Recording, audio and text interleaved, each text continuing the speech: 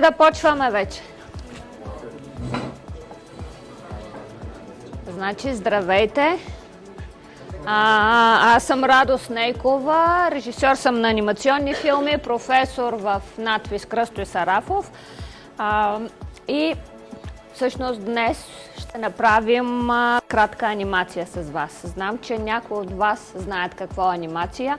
Кой се е занимавал, кой знае какво е анимация? В смисъл, не говорим за това, че стои по цял ден и гледа анимационни филми, а говорим за това, че се опитвал наистина да раздвижи нещо.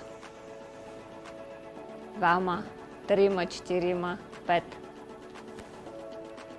А останалите, сещате ли се каква е разликата между анимационните и игралните филми? Обичате ли анимация? Не сте много сигурни.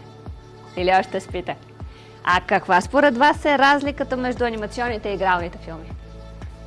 Да, казвайте не. Да, ама аз мога и рисунка да раздвижа. Или пясък. Не е задължително да е снимка.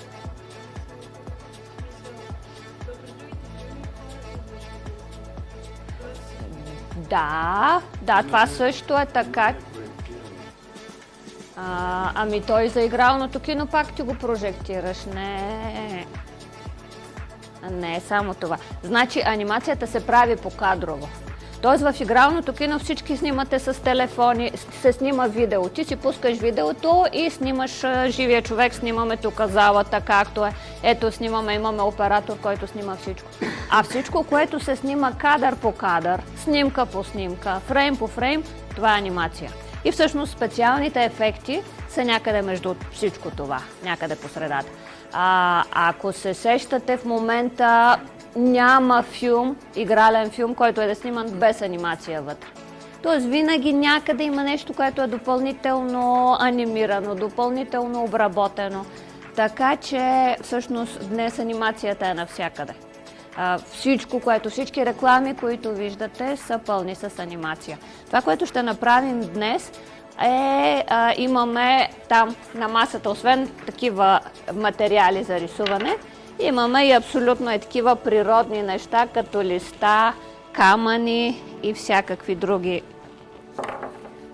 И всъщност ще се опитаме от тези най-обикновени листа, където навън е пълно, нищо че днес вали, ние имаме сухи такива листа, да направим наш анимационен филм. Понеже сме много хора, ще работим по групи. Всъщност, важно за киното е, че киното възниква от едно несъвършенство на очите, когато всъщност имаш много различни картинки и те минават много бързо пред окото, ние ги виждаме като цялостно движение, като анимация, не като отделните картинки. И това несъвършенство на окото всъщност се появява едно ново изкуство.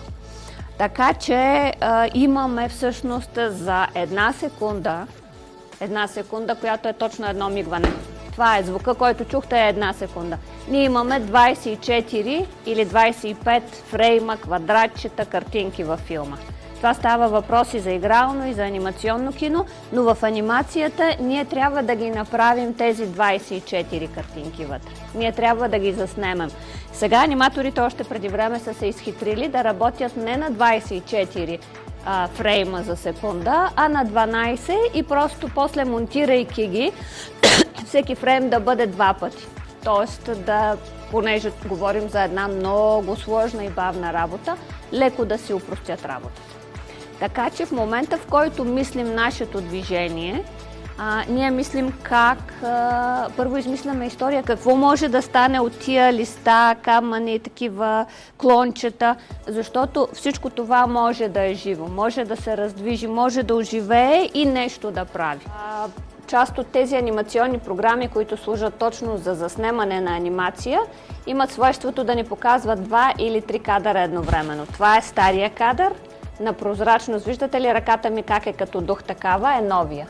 Тоест аз следя колко е движението и правя нашия човек как в момента идва много щастлив. Вижте, разликата между от един в друг фрейм е всъщност милиметърчета. Сега естествено с движение на тялото, на краката и на ръцете. Не трябва да забравяме, че се движат и ръцете.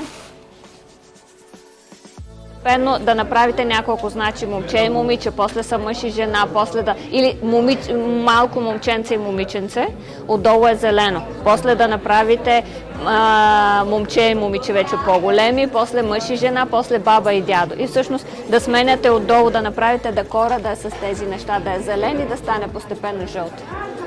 Искате ли?